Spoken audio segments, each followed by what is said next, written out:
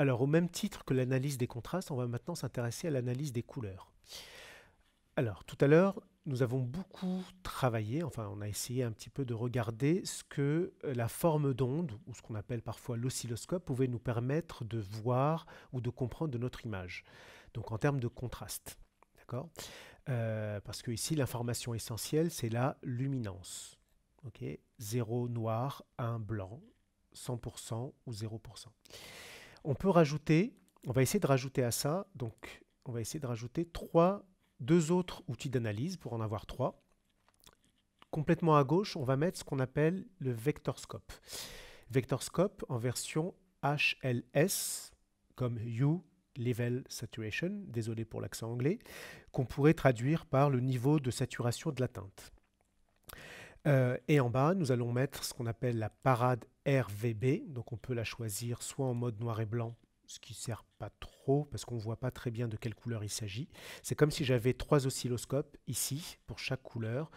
Le mieux, c'est de l'avoir en mode colorimétrique pour comprendre qu'on va travailler ou regarder ou diagnostiquer le rouge, le vert et le bleu. La somme des trois étant ce que j'ai dans l'image. Regardons ce plan-là.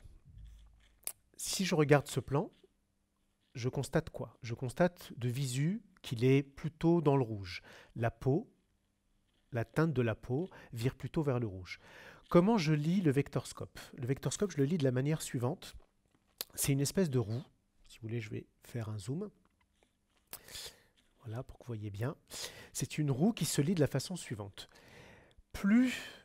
Quand je suis au centre, je n'ai pas de couleur. C'est-à-dire, imaginons que je n'ai absolument aucune couleur. Normalement, je devrais ici avoir un point au centre.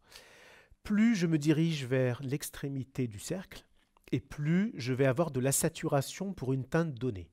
Alors, le vectorscope se lit de la façon suivante dans le sens des aiguilles d'une montre. À midi, j'ai le rouge, et là vous voyez que comme mon image vire plutôt vers le rouge, j'ai beaucoup de rouge. Donc j'ai beaucoup vers midi d'éléments ici, de petits points blancs. D'accord? Et plus je vais vers l'extrémité du cercle, et plus mon image est saturée dans cette teinte. Donc là, j'ai une grande saturation du rouge ici. Ensuite, ça se lit de la manière suivante, rouge. Ensuite, on a du magenta, du bleu vers 5 heures, on va dire que c'est du bleu. Ensuite, du cyan vers 6 heures, du vert vers 5 heures et du jaune vers 10 heures. Et ensuite, on revient au rouge. Donc là, j'ai essentiellement du rouge. Vous voyez, j'ai pas beaucoup de choses dans le vert et j'ai pas beaucoup de choses dans le bleu. Un petit peu ici dans le vert, ce qui est dû au canapé. Donc vous voyez, légèrement vers 5 heures, j'ai un petit peu. Mais si le vert était vraiment saturé, normalement, j'aurais dû avoir des petites traces blanches qui vont jusqu'à l'extrémité du cercle. Là, la seule extrémité qui est touchée, c'est celle qui est pour le rouge, c'est-à-dire vers à peu près midi. Euh, Au milieu, ce serait au cas où j'ai pas de couleur. D'accord, on fera l'expérience tout à l'heure si vous voulez. Ce qu'on peut faire, c'est par exemple, ici, je vous ai préparé un petit calque qui s'appelle désaturation. Lorsque je l'active, qu'est-ce que je remarque? Je remarque que la saturation du rouge a baissé. J'ai un peu moins de saturation dans le rouge et je le remarque directement ici dans l'image.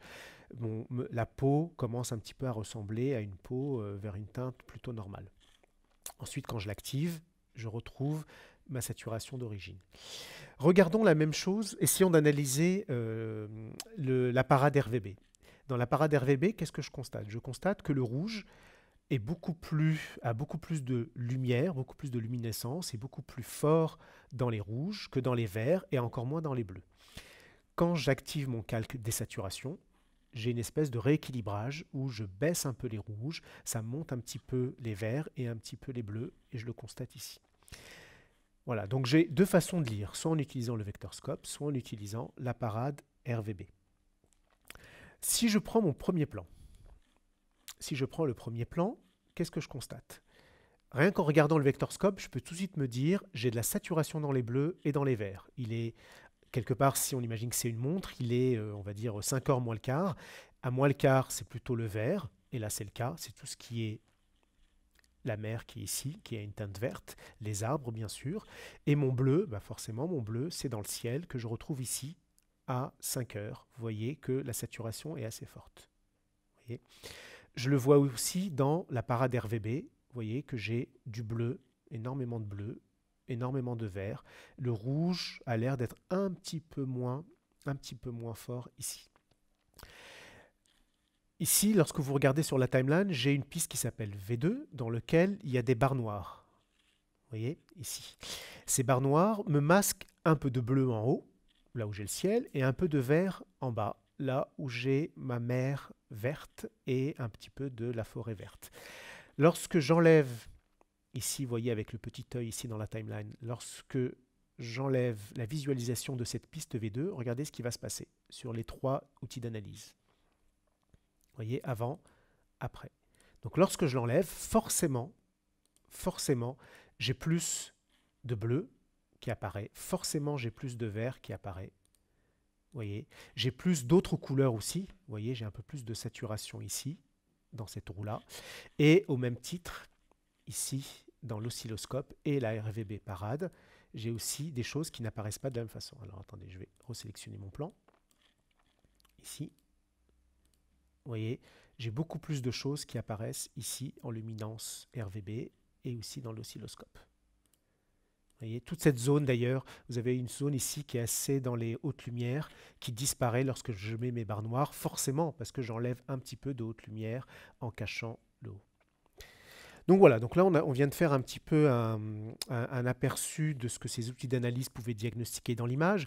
Si, je peux aussi vous montrer un exemple extrême. Le dernier plan, vous voyez, le ciel est complètement blanc, il est complètement clippé, il est complètement surexposé. Et là, je le vois tout de suite au niveau des oscilloscopes. Vous voyez, j'ai une barre à 100% qui me dit que je suis quasiment au-delà de ce que de ce que l'oscilloscope peut prendre.